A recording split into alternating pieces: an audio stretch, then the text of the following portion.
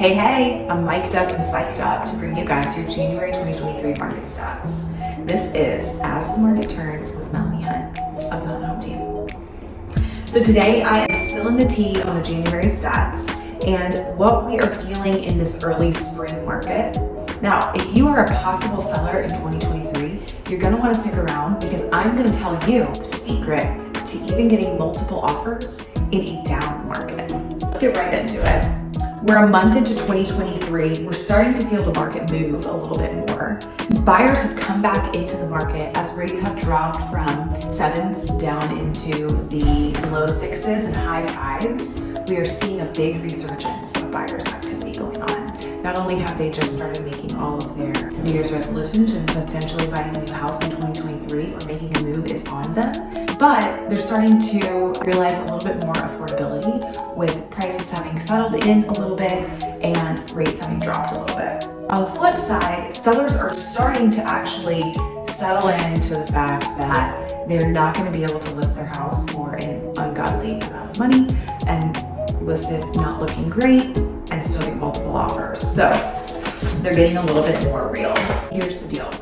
In total, in the month of January, we have 15,542 total homes for sale, up about 54% over last year. New listings that hit the market in January, we had 7,992.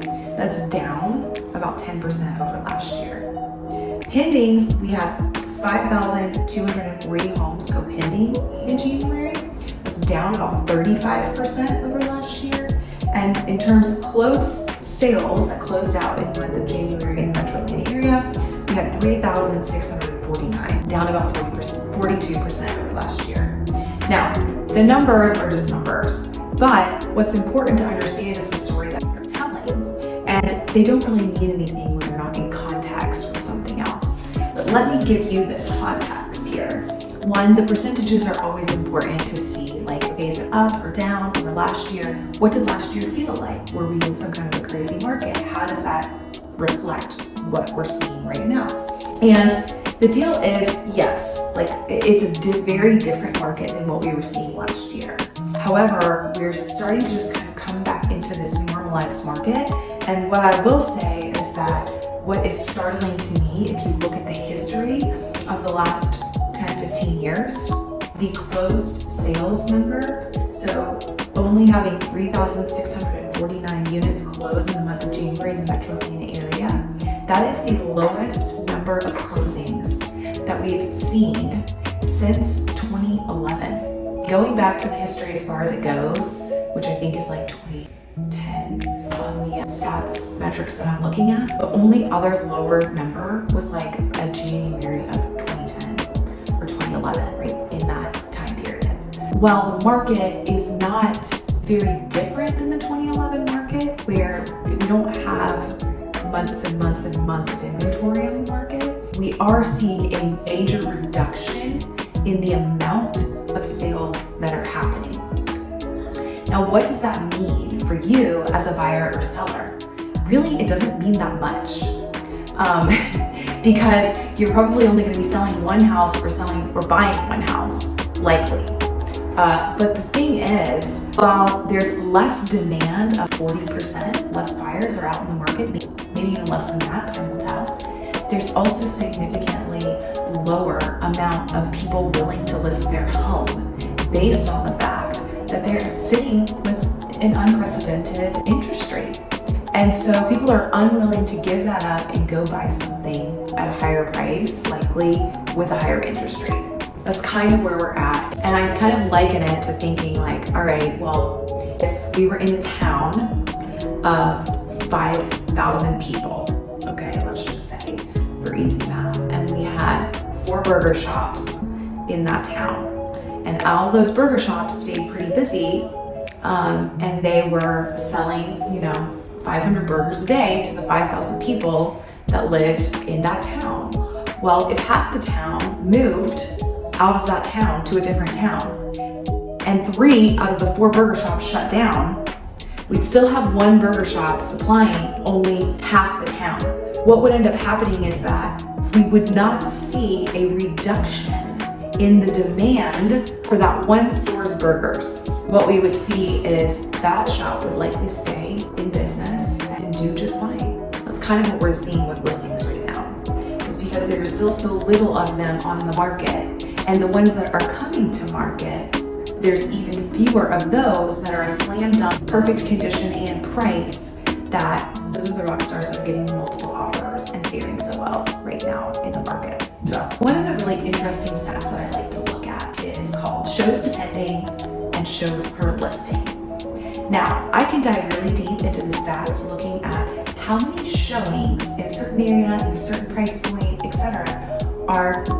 is the average listing getting, and how many showings does it take before a listing goes pending.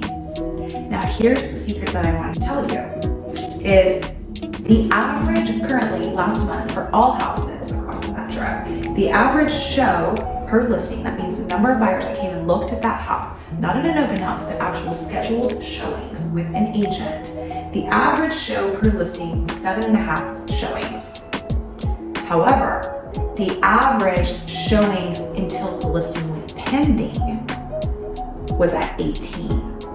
So there's about 10.5 showing delta there.